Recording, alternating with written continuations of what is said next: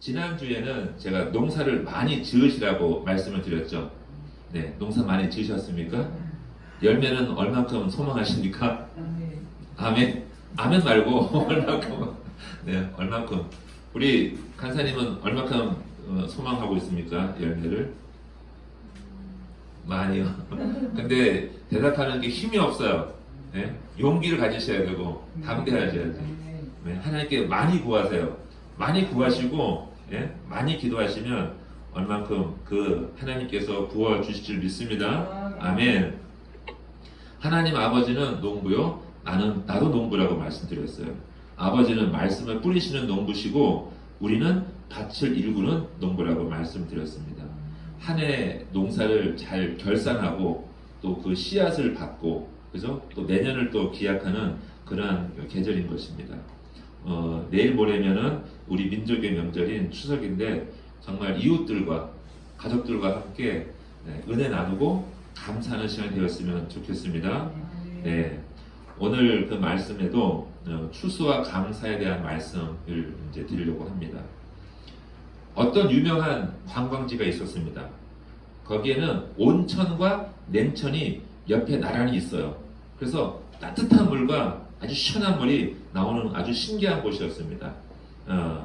그런 그 동네, 그래서 가까운 동네에 살고 있는 아낙네들, 여인네들은 빨래 방주를 가지고 와서 온천에서 빨래를 다 씻고, 그죠? 빨래를 하고, 그리고 차가운 물에 가서, 냉천에 가서 헹구어서 아주 깨끗한 옷을 가지고 가는 거예요. 그 모습을 본 외국 관광객이 안내하던 그 관광 가이드에게 물었습니다. 와, 이곳 부인들은 참 좋겠습니다. 왜요?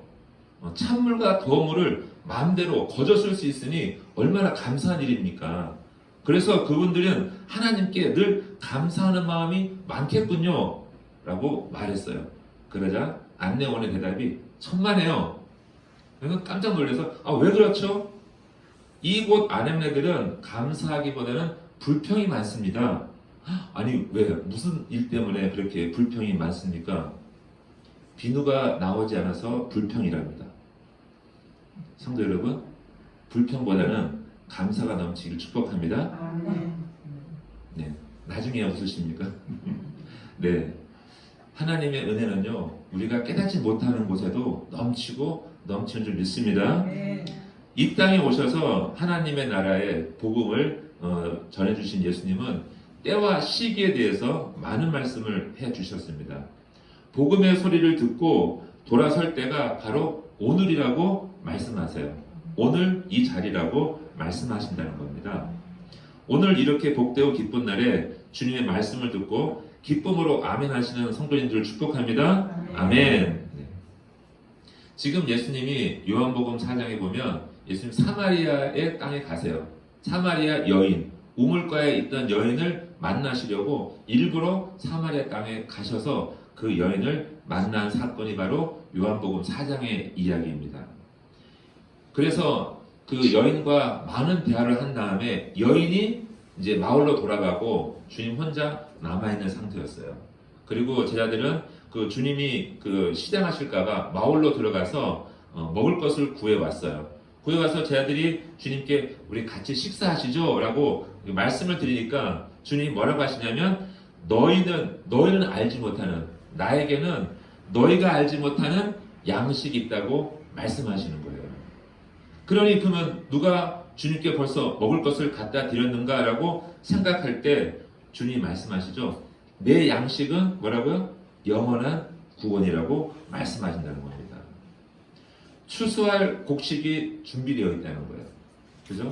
서둘러 열매를 거두어 드리라고 주님이 말씀하는 거죠. 자, 농부에게는 가장 기쁜 순간이 있는데, 가장 기쁜 날이 있는데, 그날은 바로 추수하는 날이에요. 추수하는 날. 그날이 가장 기쁘고, 가장 소망이 넘치고, 감사가 넘치는 날이라고 하는 겁니다. 그 날에 대해서 주님이 말씀하시는 거죠. 추수하는 것. 하나님이 가장 기뻐하는 열매, 하나님이 가장 기뻐하는 추수가 무엇일까? 한번 은혜 받기를 소망합니다. 하나님이 기뻐하신 열매를 얻기 위해서는 우리가 어떻게 해야 할까요? 첫째는 먼저 영의 양식을 추수해야 한다고 말씀하십니다. 생명의 양식이 되신 누구를요? 주님을 만나는 일이 가장 중요한 일이라고 말씀하세요. 34절의 말씀입니다. 예수께서 이르시되 나의 양식은 나를 보내신 이의 뜻을 행하며 그의 일을 온전히 이루는 이것이니라. 아멘. 내가 살아가는 내 영혼의 양식은 하나님의 뜻을 행하며 하나님의 일을 온전히 이루는 것이라고 말씀하세요. 주님은 육신의 양식과 영혼의 양식을 그 제자들에게 가르쳐 주시는데 육의 양식을 위하여는 너희가 마음 빼앗기지 말라는 거예요. 육의 양식에 대해서는 우리가 중요하게 생각하는 것은 영혼을 위하여 영생에 이르는 열매를 구하라고 말씀하신다는 거죠. 썩어질 세상의 것들을 구하지 말고 영혼이 있어야 될 양식을 위해서 일하라고 말씀하는 거예요. 로마서 12장 2절에 이런 말씀 적혀 있습니다. 너희는 이 세대를 본받지 말고 오직 마음을 새롭게 함으로 변화를 받아 하나님의 선하시고 기뻐하시고 온전하신 뜻이 무엇인지를 분별하도록 하라. 아멘. 이 말씀의 뜻이 무엇일까요? 먼저 이 세대를 본받지 말라고 말씀하세요. 이 세대를 본받지 말고 오직 마음을 새롭게 하라고 말씀하십니다. 그리고 이 세대와 하나님의 영원하신 세대, 하나님이 기뻐하시는 영원한 것에 대해서 무엇이 차이가 있는지를 분별하라고 말씀하시는 거죠.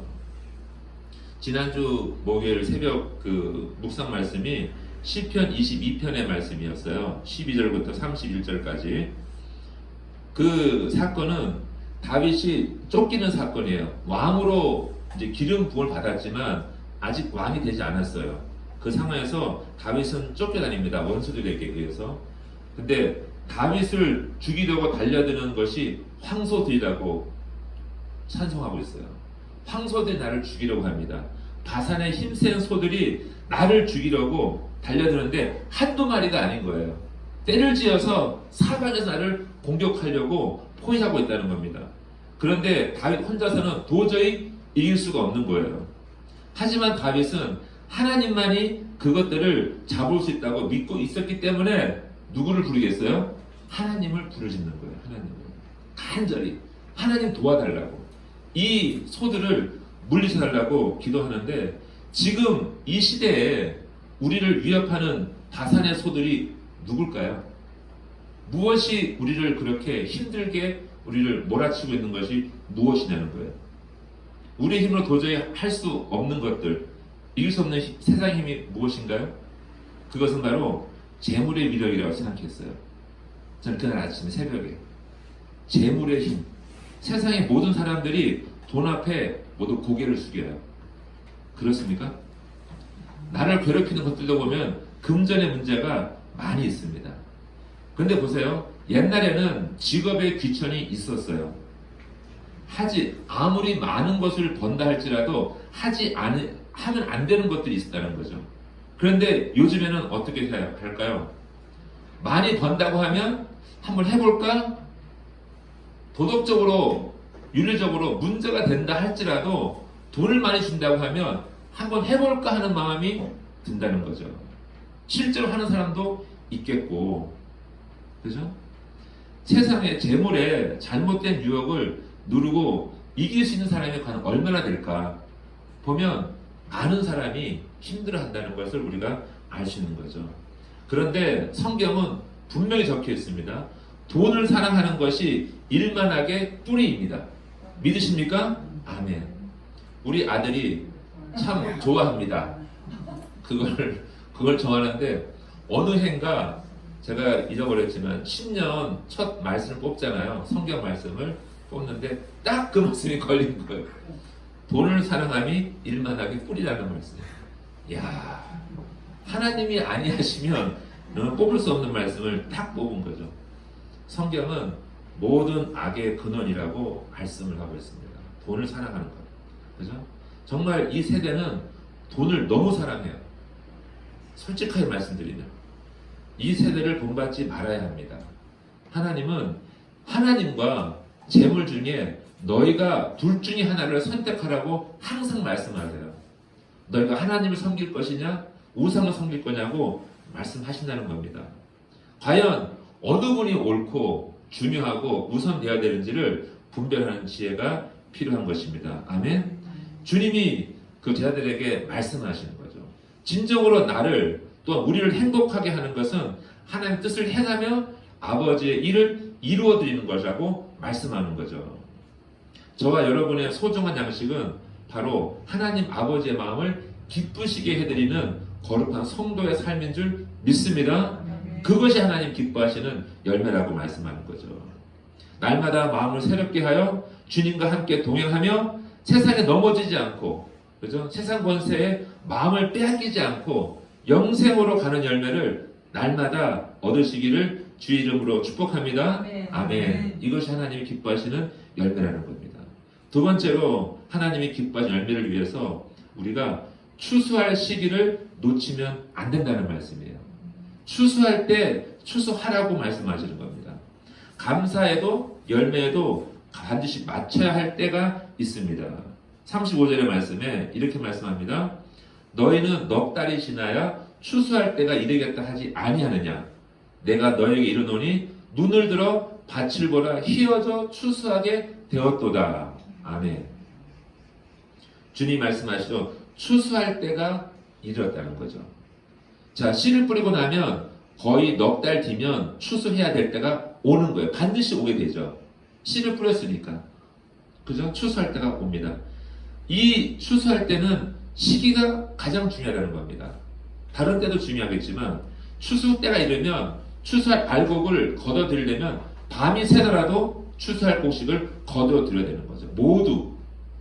자, 결정적인 순간에 감사를 함으로써 구원을 얻은 사람이 있습니다. 누가복음 17장 말씀에 자, 예수님 앞에 나와서 고침을 받은 10사람의 문둥병자들이 있었어요. 이들에게는 아무 소망이 없습니다. 아무도 그를 도와주지 않아요. 그래서 소리를 지릅니다. 예수님이여 우리를 구원하소서. 우리를 살려달라고. 그렇게 소리를 지르는데 오직 예수님만이 그들에게 소망이 되어서 그들을 고쳐주셨어요.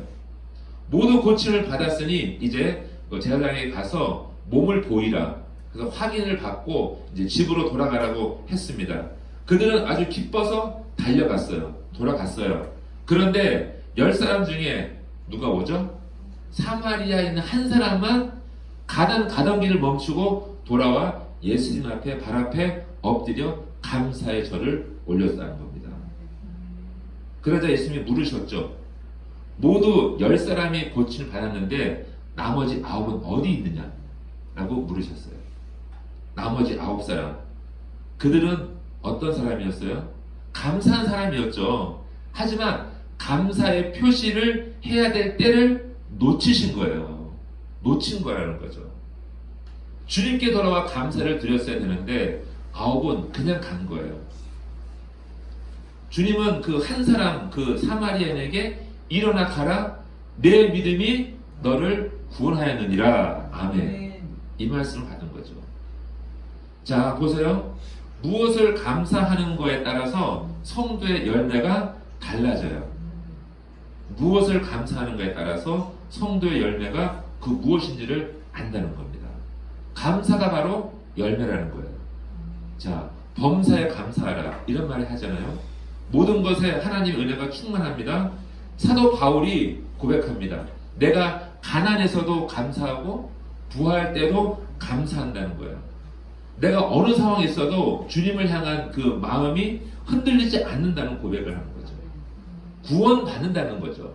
구원을 확신한다는 겁니다. 성도님들은 오늘 무엇을 진정으로 하나님께 감사하고 계십니까? 무엇을 감사하세요? 날마다 오늘 이 순간에 아무리 생각해도 감사할 것이 없나요? 구원받은 거. 우리 간사님은 고민하는 것 같아요. 무엇을 감사할까? 감사할 때가 안 보이는데 우리 성인 형제님도 감사할 게 많죠? 아멘. 자, 저희가 시카고에 있을 때 7년 넘게 루게릭병으로 누워있는 7년 거의 넘었죠. 예. 그 어머니 그 부인 되시는 집사님 아들과 딸이 있어요. 그 우리가 가끔씩 고구마를 선물로 받습니다. 그래서 같이 나눠 먹는데 그 정정희 집사님 아들이에요. 시카고에 있고 아들은 이 정정희 집사님의 감사의 제목들이 있습니다. 이렇게라도 아들의 얼굴을 볼 수 있어서 감사하고 아들과 함께 예배를 드릴 수 있어서 감사하고 비행기 표를 살 수 없어요. 돈이 없어서 살 수 없지만 갈 수 없지만 영상으로도 볼 수 있어서 감사합니다. 그리고 언젠가 일어나겠다는 소망이 있으니까 감사하고 그리고 매일 새벽같이 일어나서 하나님께 기도할 수 있어서 주님을 만나니 감사하고 그리고 눈을 떠서 인사할 수 있어서 감사하고 이런 감사를 나눴어요. 그 시카고에 있을 때 어느 날 너무 이분이 너무 낙심하신 거예요. 너무 이제 낙심해서 위로가 안 되는 거죠. 그래서 제가 말씀드렸어요. 우리 집사님 감사할 거리 한번 찾아보자고. 감사할 거리 1개, 10개 이 정도가 아니라 한 100가지 한번 찾아봐요. 100가지를. 그래서 제가 숙제를 줬어요. 집사님한테. 집사님 오늘 중으로 100가지 한번 찾아보세요. 100가지를 한번 찾아달라고. 깜짝 놀라시는 거죠. 어떻게 100가지를 찾냐고. 한두 가지도 어려운데 제가 그랬어요. 그래서 그날부터 매일 전화로 집사님 몇 가지 찾으셨어요? 그럼 찾는 거야. 억지로. 감사할 거리를. 그러니 정말 아들이 누워있는 아들이 눈 떠서 꿈뻑하는 것도 감사하다는 거예요. 손가락을 간신히 움직이는데 손을 그 움직여서 이렇게 표시하는 것도 감사하다는 거예요. 하나님이 그렇게 역사하시더라고요. 감사거리가 있어서 감사한 게 아니라 감사할 마음이 있으니까 감사한 거예요. 정말 그렇게 며칠 동안 일주일 만에 100가지를 찾으시더라고요. 100가지를 다 채웠습니다. 저는 이런 고백, 이런 감사의 고백이 정말 저와 여러분을 구원으로 이루는 통로라고 생각합니다. 아멘. 이것이 감사인 거예요. 감사를 찾으셔야 돼요. 열매를 찾듯이. 하나님은 언제나 열매를 받으시는 분이십니다. 열매 찾으시고 10사람의 문둥병 환자에게 열매는 병 나은 것이 아니라 구원이 궁극적인 열매였다는 거예요. 열매를 주고 싶으신데 구원의 열매를 한 사람만 돌아왔다는 거죠. 감사하기 위해서. 그 감사한 그 사마리아인에게 주님은 너의 믿음이 너를 구원하였느니라 라고 선포하셨습니다. 아멘. 이것이 진정한 감사의 내용이라는 거죠. 로마서 13장 11절에 보세요. 또한 너희가 이 시기를 알거니와 자다가 깰 때가 벌써 되었으니 이는 이제 우리의 구원이 처음 믿을 때보다 가까웠음이니라. 아멘. 자다가 일어나야 됩니다. 자다가 일어날 때라고 말씀하세요. 우리의 구원이 가까이 와 있다는 거예요. 가까이. 그러니 이제는 깨어 일어나서 그 구원을 받으라고 말씀하시는 거죠. 자, 에베소서 5장 15절 16절에 이런 말씀합니다. 그런즉 너희가 어떻게 행할지를 자세히 주의하여 지혜 없는 자같이 하지 말고 오직 지혜 있는 자같이 하여 세월을 아끼라. 때가 악하니라. 아멘. 세월을 아끼는 것이 지혜 있는 삶이라고 말씀하는 거죠. 하나님께서 씨를 뿌리셨어요. 그러면 그 씨를 거두어들일 추수할 때가 반드시 돌아온다는 거죠. 그때가 바로 오늘이라는 거예요. 오늘. 그때를 놓치지 마시고 풍성한 구원의 열매를 수확하는 저와 여러분 되시길 주 이름으로 축복합니다. 아멘. 또 세 번째로 마지막으로 하나님 기뻐하신 열매를 얻기 위해서는 함께 추수를 해야 한다는 거예요. 함께 추수를 나누어야 된다는 겁니다. 36절의 말씀에 거두는 자가 이미 싹도 받고 영생에 이르는 열매를 모으나니 이는 뿌리는 자와 거두는 자가 함께 즐거워하게 하려 함이니라. 아멘. 추수하는 일꾼들에게는 벌써 품삯이 지급되었답니다. 품삯이 벌써 지급되었대요. 그것도 크고 놀라운 대가가 지급되었다고 말씀하는데 그것이 무엇이었을까요? 일꾼들에게 받는 대가, 일꾼들이 받는 그 대가가 무엇이었냐면 하나님의 아들이신 예수 그리스도께서 우리의 죄사함을 위하여 십자가에서 당신의 생명을 내어주신 것, 그것이 영생이라는 거예요. 그 대가로 인해서 우리는 벌써 구원받았다는 거예요. 죄사함을 받고 그것이 우리에게 받은 하나님 주신 은복이라는 겁니다. 그거를 갖고 이제는 나누기 시작한다는 거예요. 자, 고린도 전서 9장 16절에 이런 말씀하십니다. 내가 복음을 전할지라도 자랑할 것이 없음은 내가 부득불 할 일임이라. 만일 복음을 전하지 아니하면 내게 화가 있을 것이로다. 아멘. 이게 무슨 말씀일까요? 지금 사도 바울은 복음을 전합니다. 왜 복음을 전할까요? 내가 나중에 받을 어떤 대가 때문에 그런가요? 그것이 아니라 이미 받은 구원의 은혜, 구원의 감사에서 나는 거저한다는 거죠. 이것을 내가 부득불 해야 할 일밖에 안 된다는 거죠. 은혜의 빚을 받았으니 그 빚을 갚으려고 내가 나뉘는데 아무것도 아니라는 거죠. 그래서 내가 이거를 복음을 전하면서 받는 대가는 받을 수가 없는 거예요. 복음의 빚을 나눠준다는 거죠. 그리고 내가 만일 이 복음을 전하지 아니하면 나에게 화가 미칠 거라고 말한다는 겁니다. 자, 이러한 일꾼들이 모여서 추수를 하기 시작합니다. 이렇게 말합니다. 사도 바울은 나는 심었고 아볼로는 물을 주었으되 오직 하나님께서 자라나게 하셨나니 그런즉 심은 이나 주는 이는 아무것도 아니로되 오직 자라게 하시는 이는 하나님뿐이니라. 심는 이와 물 주는 이는 한 가지이나 각각 자기가 일한 대로 자기의 상을 받으리라. 아멘. 그죠? 열매를 하나 얻기 위해서 많은 농부들이 수고합니다. 씨를 뿌리고 김을 메고 밭을 일구고 또 추수하는 사람까지 다 노력이 다 들어가는 거죠. 그래서 누가 먼저 심었는지 누가 더 물을 많이 뿌렸는지 이거 상관없다는 거예요. 하나님은 그 모든 농부들에게 열매로 인해서 얻는 기쁨을 다 나누어 주신다는 거죠. 그것이 나누는 기쁨이라고 말씀하는 거예요. 그죠? 믿음의 공동체가 하나가 되어서 날마다 열매를 거두어 드립니다. 이것이 무슨 일일까요? 우리 교회에서는 우리는 날마다 매 새벽마다 어떻게 해요? 구원받을 사람들 이름을 부르잖아요.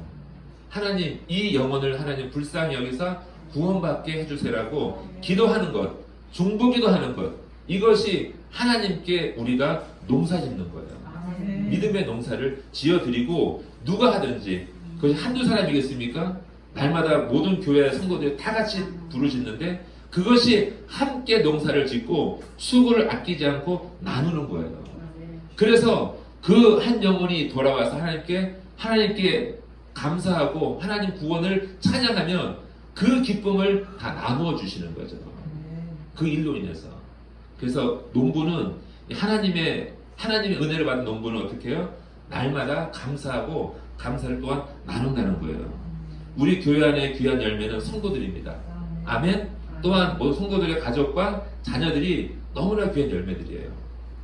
모든 사람이 구원받아 하나님 나라에 입성하는 것, 이것이 하나님이 가장 기뻐하시는 그러한 열매인 줄 믿습니다. 가족 중에 또 자녀들 중에 이웃들 중에 아직 덜 익어서 따지 못하는 열매가 있습니까? 갑자기 드는 생각, 간사님 있어요. 그죠? 열매가 아직 덜 익었어요. 그죠? 어떻게 해야 돼요? 어떻게 될까요? 이걸 어떻게 그냥 버려요? 버리면 안 되겠죠. 제 생각에는 먼저는 무조건 잘못했다고 용서를 구하는 겁니다. 용서를 구하라고요.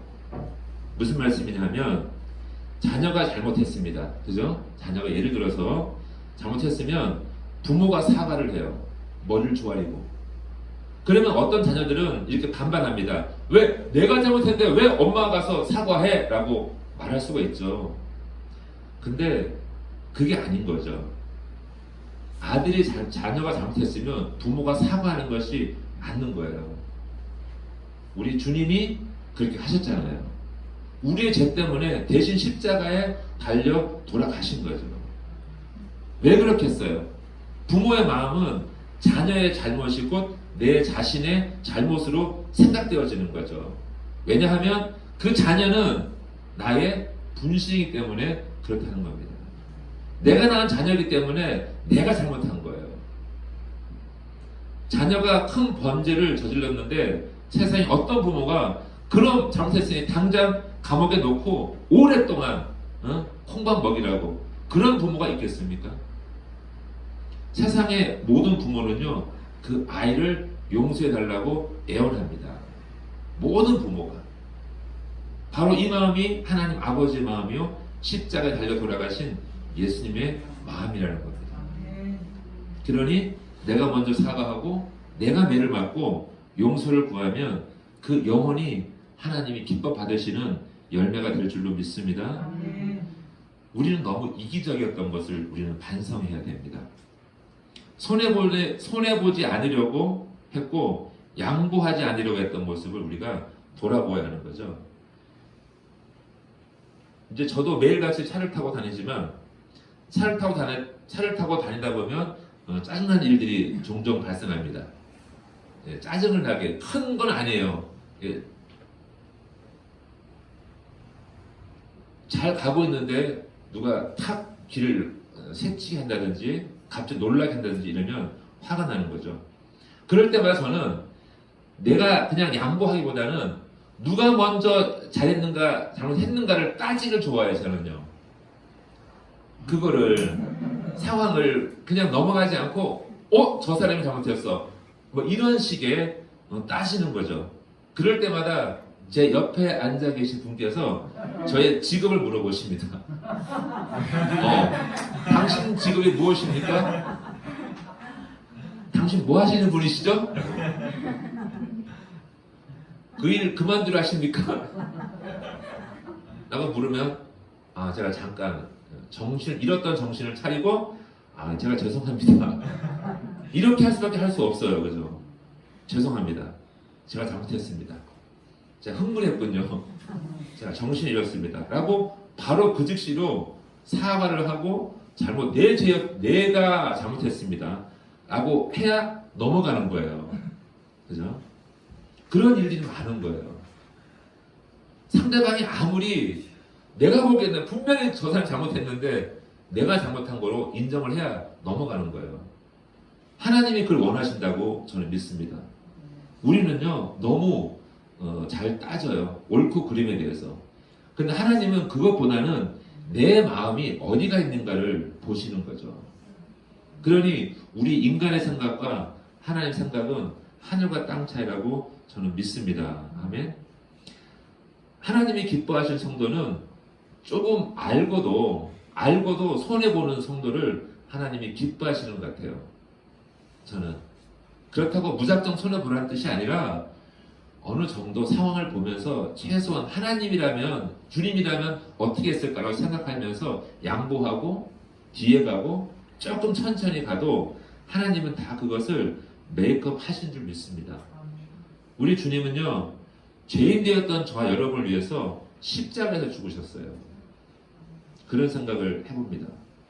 누구든지 먼저 자신의 죄를 고백하고 나를 낮추어 드리면 그 일로 인하여 하나님께서는 협력하여 선을 이루신다고 말씀하는 거죠. 우리 열매가 가장 귀한 열매가 있습니다. 그죠? 성령의 열매가 있잖아요. 갈라디아서 5장 22절부터 보세요. 오직 성령의 열매는 사랑과 희락과 화평과 오래 참음과 자비와 양성과 충성과 온유와 절제니 이 같은 것을 금지할 법이 없느니라. 그리스도 예수의 사람들은 육체와 함께 그 정욕과 탐심을 십자가에 못 박았느니라. 만일 우리가 성령으로 살면 또한 성령으로 행할지니 헛된 영광을 구하여 서로 노엽게 하거나 서로 투기하지 말지니라. 아멘. 우리는 앞에만 읽어봤잖아요. 많이 뒤에 읽어보니까 노엽게 하지 말입니다. 그리고 시기하지 말입니다. 그렇게 하는 것은 헛된 영광을 구하는 거라는 거예요. 하나님의 성령의 열매를 구하기 위해서 하나님의 사람들은 정욕과 탐심을 십자가에 못 박았다고 말씀하고 있습니다. 성령으로 살아갈 때는요, 노하거나 시기하거나 질투하지 말아야 하는 거죠. 남이 더 많이 먹는다고 그거 시기할 거 아니에요. 살찌면 또 빼야 되는 거죠. 네? 우리가 지혜로워야 돼요. 적당히 먹어야 되고 또 적당히 즐길 줄 알아야 되는 거죠. 이러한 모습으로 열매를 구하고 하나님의 은혜를 구하면 하나님이 기뻐하는 하나님의 사람이 될 줄 믿습니다. 사랑하는 성도 여러분, 우리 다 같이 추수하러 가야 합니다. 아멘. 시간이 더 늦기 전에, 그리고 모두 팔을 걷어붙이고 나서야 합니다. 하나님이 우리에게 먼저 주신 은혜와 사랑이 있는 거예요. 그 사랑을 나누는 것이 우리가 농사를 짓는 거와 같다고 생각합니다. 그런데 그 농사는요, 감사와 기쁨으로 지어야 한다는 거예요. 세상처럼 그냥 물을 많이 주고 하는 것이 아니라 정말 은혜로, 용서함으로, 반영으로, 너그러움으로 이끄는 그 농사가 하나님이 기뻐하는 농사라고 생각하는 겁니다. 조금씩 양보하고 조금 천천히 가고 그리하면 하나님이 더 큰 열매를 얻게 하실 줄 믿습니다. 아멘. 그래서 마르지 않는 샘물과 같이 영원한 생명을 소유하게 될 줄로 믿습니다. 아멘. 할렐루야. 서로 인사해 볼까요? 우리 추수 열심히 합시다. 우리 추수 열심히 합시다. 할렐루야. 네, 기도하겠습니다.